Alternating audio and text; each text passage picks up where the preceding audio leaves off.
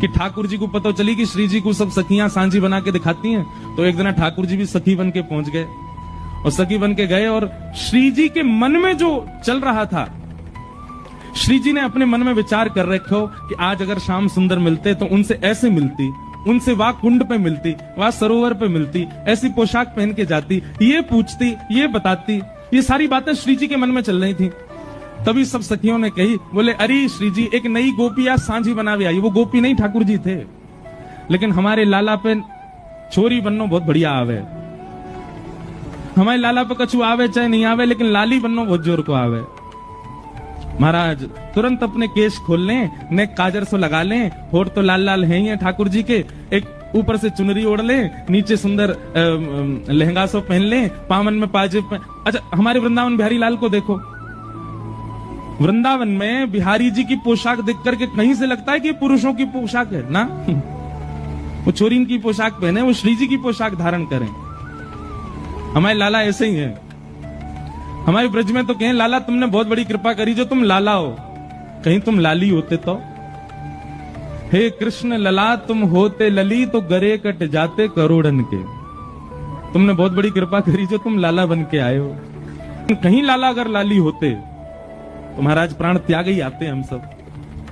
तो ठाकुर जी श्री जी सखी बन के गए, श्यामा सखी। कौन सी सखी? श्यामा सखी बन के गए ठाकुर जी, सांवली सांवली सी सखी। अब श्री जी ने कही हाँ सखी बनाओ कछु। तो ठाकुर जी ने सांझी में वही लीला बना दी जो श्री जी के मन में चल रही थी, जो अभी हुई नहीं है। श्री जी विचार कर रही थी अगर मिलती तो ऐसे करती, होता तो ऐसा होता। श्री जी जैसे ही देखवे के काजी आई, अब सब सखी ने देखी अरे ये तो बड़ी विलक्षण सांझी बनाई है, लेकिन श्री जी ने जैसे ही देखी, जैसे वस्त्र श्री जी ने मन में विचार किए वैसे वस्त्र, जैसे जैसे जैसे पीछे को माहौल विचार किया, ऐसी कुंज होगी, ऐसी नदी होगी, ऐसे ऐसे वृक्ष होंगे, ऐसे पुष्प होंगे, वो सब बना दिए। ये सब देखते ही श्री जी ने श्यामा सखी को, अरे श्यामा सखी ने अपना मोड़ो दिखाइयो।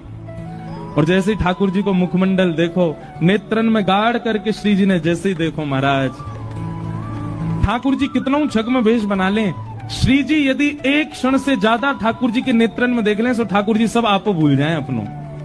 मई मूर्छा सी आ गई ठाकुर जी की तो। आहा जब देखी वृषभानु जाहि विच उठी हूक, वंशी रह गई हाथ में फिर न लागी फूंक। लादे लादे ठाकुर जी बोली अरे नजर लगावेगी मुकू, चल जल्दी फल दे दे। बोले फल दे तो दूं, लेके कैसे जाओगे? 4 आम के बराबर के तो तुम स्वयं हो, एक आम के ऊपर एक ऐसे 4 खड़े कर दूं तो इतने बड़े तो तुम खुद ही हो, कैसे लेके जाओगे? ठाकुर जी बोले बड़ी चिंता। तभी गोपी ने की अच्छा आओ मैं दूं।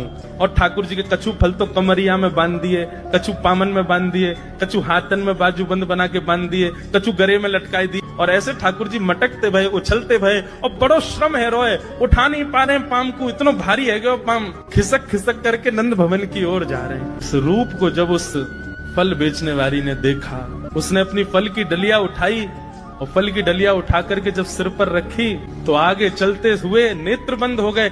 अब तो बस यही कहती जा रही है, गोपाल ले लो, कृष्ण ले लो, माधव ले लो, मधुसूदन ले लो, गोविंद ले लो। ठाकुर जी और किशोरी जी की ऐसे प्यारी कहानी के लिए सब्सक्राइब करें।